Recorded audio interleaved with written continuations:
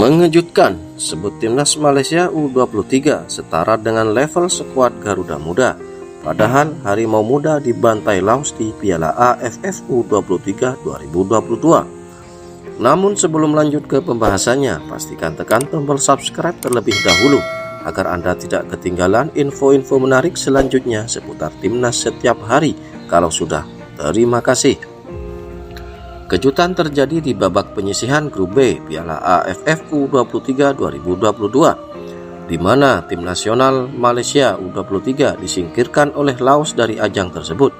Tentu fakta gugurnya timnas Malaysia U23 itu sangat ironi, mengingat sebelumnya penggawa skuad Harimau Muda yakni Nur Asfar Fikri Ashar sudah sesumbar bakal tampil baik karena kekuatan mereka setara timnas Indonesia U23.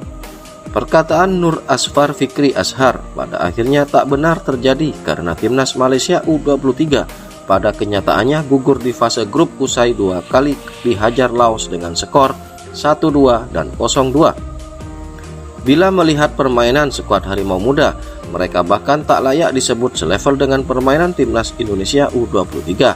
Beberapa dari mereka, pemain timnas Indonesia U23, berasal dari tim senior. Tetapi saya yakin level kami sama, ungkap Nur Asfar Fikri Ashar kepada The Star Quezon, mengutip dari media Malaysia Semuanya Bola, Selasa 22 Februari 2022. Awalnya Nur Asfar Fikri Ashar menjadikan patokan timnas Indonesia U23 sebagai tim kuat di Piala AFF U23 2022, lantaran skuad Garuda Muda banyak yang sudah bermain di level senior. Secara pengalaman dan kemampuan, timnas Indonesia U23 kala itu memang sangat dijagokan untuk keluar menjadi juara. Kendati demikian, timnas Indonesia U23 gagal mengikuti kompetisi Piala AFF U23 2022 yang berlangsung di Kamboja tersebut. Sejumlah pemain timnas Indonesia U23 terpapar virus corona dan ada juga yang mengalami cedera.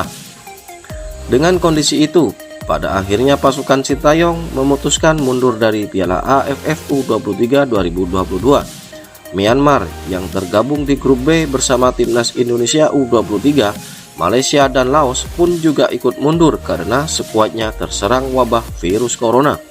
Alhasil Malaysia dan Laos menjadi 2 tim tersisa di grup B di Piala AFF U23 2022. Kondisi itu membuat Malaysia sangat diunggulkan untuk lolos ke babak semifinal.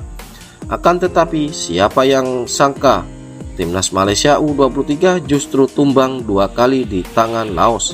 Secara permainan, kualitas timnas Malaysia U23 tak seperti yang pernah diungkapkan Nur Asfar Fikri Ashar sebelumnya.